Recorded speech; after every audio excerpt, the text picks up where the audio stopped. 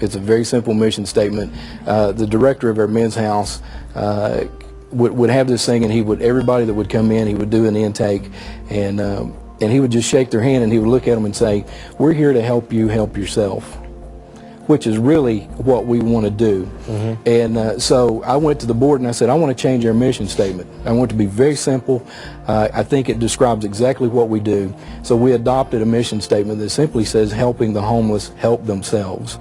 Our objective is not to take over their life and do everything for them.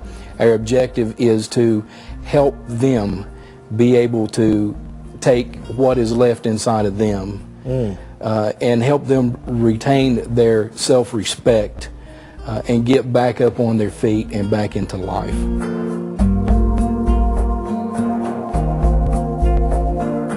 At Hope Haven, we don't discriminate against anybody in any way for any reason.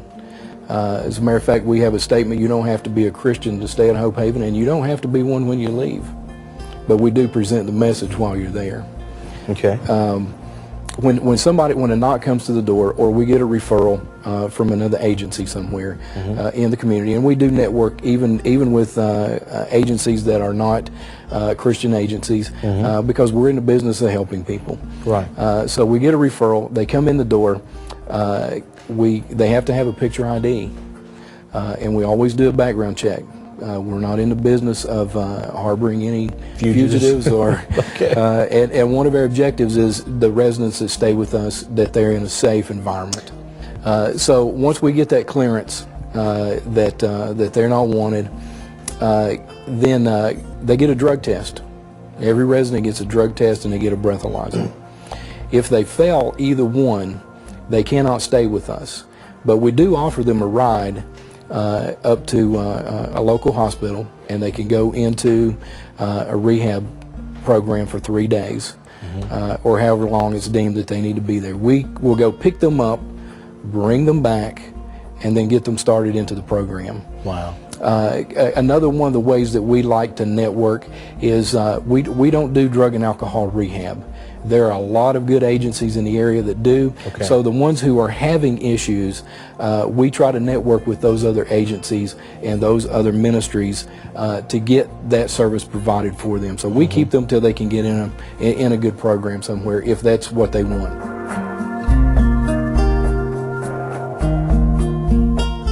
We have a number of different programs that people may qualify for, and one obviously is transient. There are some people who are just passing through town. They need a place to stay for the night, and as long as they're willing to go by our policy and procedures and guidelines, they can stay the night or up to a week and be on their way. But we also have a job search program, and that's for individuals who have lost their job, lost employment for some reason, which in a lot of cases is why they have become homeless, because they've lost their employment. I don't know why they've always lost their employment. We don't ask those questions. We want to see them be employed again. So we give them 2 weeks to find employment. And what is interesting is anybody who has come in our doors in the past 4 years who was very serious about finding work, within that 2-week period of time has found a job. If they have a job when they come in the door, or after finding that job, we put them on the work program. And the work program is very important. We give them 60 days to stay there. And while they're on that work program, we require that they save 75% of every penny they make into a rehab account that we have established while they stay there. Every penny of it's their money. We don't keep any of their money, but we make sure that it's being saved while they stay there. When they get ready to walk out the door, they have a base to get started with. They can go and pay a deposit on an apartment or some place to live, get their utilities on, and get back in life. That's the objective. If they're not willing to save that 75%, we don't let them stay any further.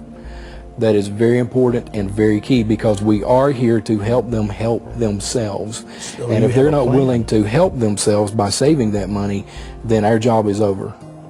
It's interesting, Mike, that last year residents saved over $40,000 collectively through our rehab account. We also have another program, which is a special needs program, and that's for individuals who are disabled or pregnant women. And We give them a total of 90 days to stay with us. If they draw disability income, usually it's very minimal. We give them 90 days to save money from their benefits, to get back out in life and get back reestablished.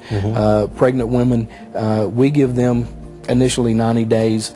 Depending on how well they work with the program, they can get an extension. But we also try to network with some other agencies in our area who also work with pregnant women.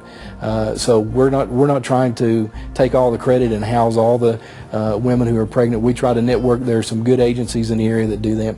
We also have an education program, Mike, that anyone who wants to take any classes through Kingsport Adult Ed, we try to work with them, whether it's GED, literacy, or technical classes. We pay for those classes, provide transportation there and back to those classes. And what is really neat is to pay for a class for someone to take. One gentleman took phlebotomy and got his certificate. And some months later, I turned on the TV. And they were doing a news report on, they were doing a blood drive. We're having a blood shortage in the area. And they're showing a scene of a plasma center in the area. And there's our guy.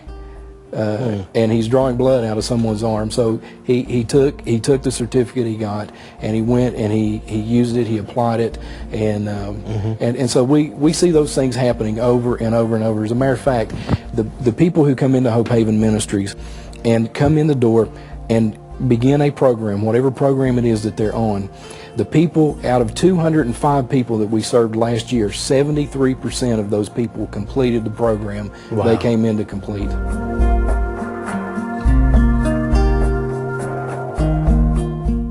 Hope Haven began in 1973 on Main Street in Kingsport as the Main Street Gospel Mission, and then kind of evolved in stages and a couple of moves and transitions to what it is today.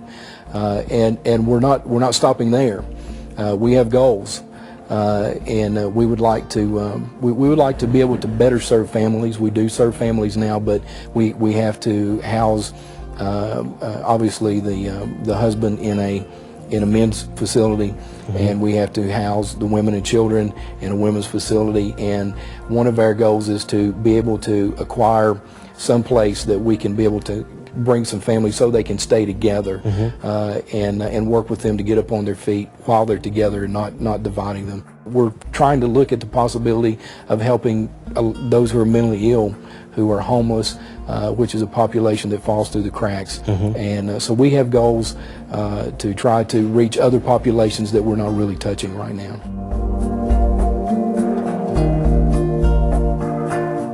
We have a chapel service on Thursday nights, and we try to involve ministers from different denominations and different churches in our community to come in and do evangelism, to try to reach the heart of these individuals and make contact with them, and hopefully they can make a lasting bonding relationship with them, take them back to their church, get them involved in their church, so that when they leave Hope Haven, they have a support group. So churches play a vital role in what we do. So being involved on that level, there are a number of churches who provide meals for us. They will prepare something and bring it down on a particular day of the month. So we have a number of people who do that kind of resource, or we have churches who will get involved in doing volunteer projects. For example, if we need something renovated, a lot of times a particular church will say, we'll pay for that, and we'll bring our people down and we'll do that renovation. Also, something we're really trying to get off the ground is an ambassador program, to where that we have one individual from each church that we are linked with, that we can feed information through that individual to those churches. We accept no funding, in our bylaws state we accept no funding that hinders our ability to preach the gospel. So we don't receive any federal monies. Our income comes solely, about 45% comes from local churches who support us every month. About 55% comes from individuals in our communities and in the region, and about 5% comes from businesses and a couple of small grants. And that's where the total source of our income comes from. or any ministry or civic organization Okay. that is interested in becoming involved or giving us a format to come and speak and just better inform you of what we do and how we do it. One easy way is to go to our website, which is simply hopehavenministries.com. It's very simple. There's a lot of information on there and contact information.